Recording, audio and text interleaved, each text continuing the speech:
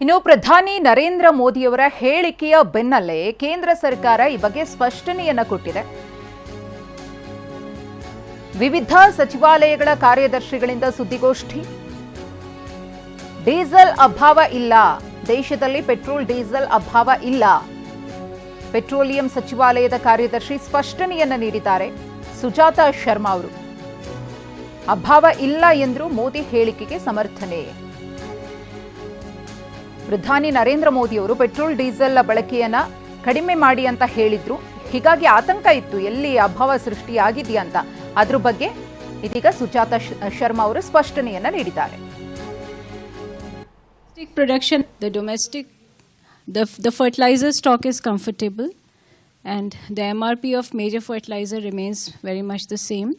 The domestic production and import of fertilizer after the crisis period has been 76.78 has been the domestic production, and the imports that have reached our shores is 19.94 LMT. So a total of 97 lakh metric ton of fertilizer has been added to the availability after the crisis situation. Further, we have secured 7 LMT of complexes, NPK complexes from our global sources across the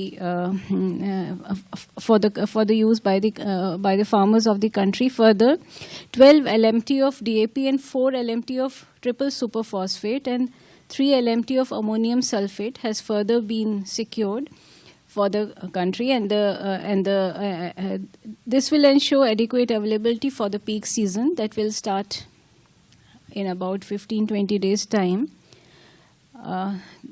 The department has been reviewing the availability situation in at its level through we have the empowered group of secretary at the level it is being reviewed every week, and the fertilizer security remains. ऊर्जा आपूर्ति world supplied disruptions हुए हैं ऊर्जा आपूर्ति में, और international market में भी काफ़ी प्राइस वॉलेटिलिटी देखी जा रही है, परंतु भारत सरकार ने कई इफ़ेक्टिव स्टेप्स लिए हैं और ये सुनिश्चित करने की कोशिश की है कि आम उपभोक्ता को कम से कम असुविधा के साथ फ्यूल सप्लाई की आपूर्ति सुनिश्चित की जा सके। और इन सभी जो स्टेप्स लिए हैं उनके फलस्वरूप हमारी क्रूड इन्वेंट्री मेंटेन है, टाइड अप है। हमारी रिफाइनरीज ऑप्टिमम लेवल पर ऑपरेट कर रही हैं। किसी रिटेल आउटलेट पर कोई ड्राई आउट नहीं है। एलपीजी डिस्ट्रीब्यूटरशिप पर भी कोई ड्राई आउट रिपोर्टेड नहीं है। पेट्रोल और डीजल के पर्याप्त स्टॉक्स अवेलेबल हैं और घरेलू कुकिंग के लिए एलपीजी की आपूर्ति की जा रही है। पिछले 3 दिनों में 1,14,00,000 बुकिंग के अगेंस्ट 1,26,00,000 घरों में एलपीजी सिलेंडर पहुंचाया गया है।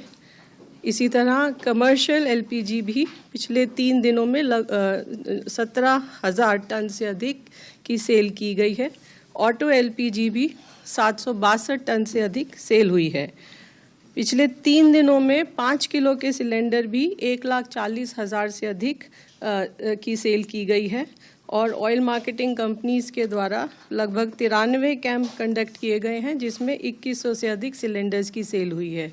नेचुरल गैस के संबंध में भी 6.7 लाख पीएनजी कनेक्शंस को गैसीफाई किया गया है और 2.68 लाख कनेक्शंस के लिए इंफ्रास्ट्रक्चर क्रिएट किया जा चुका है और 7,29,000 से अधिक नए कंज्यूमर पीएनजी कनेक्शन के लिए रजिस्टर हुए हैं।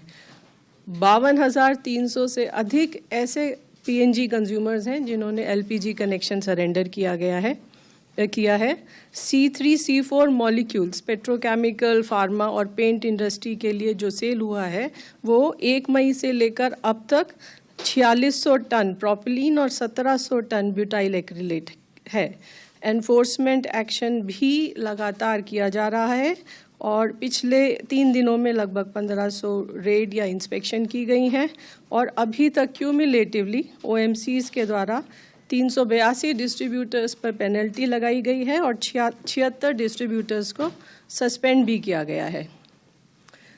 अंत में मैं आप लोगों से कहना चाहूँगी कि माननीय प्रधानमंत्री जी ने देश के सभी लोगों से आग्रह किया है कि पेट्रोल और डीजल की खपत कम करें, जहां भी संभव हो मेट्रो और सार्वजनिक परिवहन का उपयोग करें, कार पूलिंग का विकल्प चुनें, railway as a mode of transportation for goods को प्रेफर करें और जहां भी संभव हो इलेक्ट्रिक वाहनों का उपयोग बढ़ाएं। आइए हम सब मिलकर हम अपने दैनिक उपयोग में ऊर्जा को बचाने के लिए हर संभव प्रयत्न करें ताकि देश पर पड़ रहे आर्थिक भार को कम किया जा सके। धन्यवाद।